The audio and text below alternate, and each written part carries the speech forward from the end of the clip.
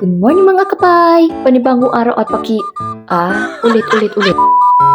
Good morning mga kapay! Panibagong araw at panibagong pakikipalastikan na naman ngayon. Ma-exercise kung pa ako. Kaso may klase pala. Hindi, kita vlog na. Itong tanganay kung full charge ng cellphone na para may kontak kita dyan kiyago.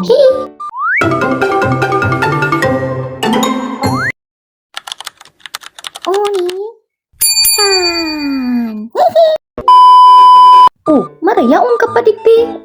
Jesus ko, sige na daw. Maluto kita nga ng masiramo. Naluto ni Manay Nindo. Unan pa daw, di maluto. Minsan na sana nga ni Ugusan, mareklamo ka pa. Damn!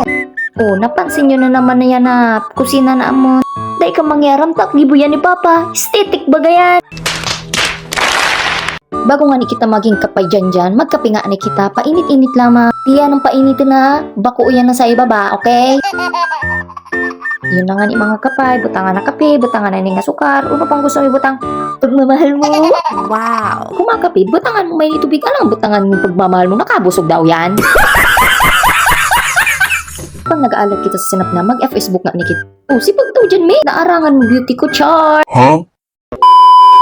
Magsagot kita sa ring Facebook. Dapat arani na pati parasahan. Mag-FS2 na naman. Pag ako lamang ligtas na ako sa research. Yun, di pa na. Mas mapagal pa na yan, di. Shoutout ko nga na pala sa mga co-teacher ko sa Cotonou National High School. O yung mga kaibahan ko, isus ko, mas kapayan, charot. Nagkakaraon ng kaya kami mundo. Isus ko, saan din napapalod sa mga topic? Iba-iba pating topic. May love story, may MMK, may horror, Rosan.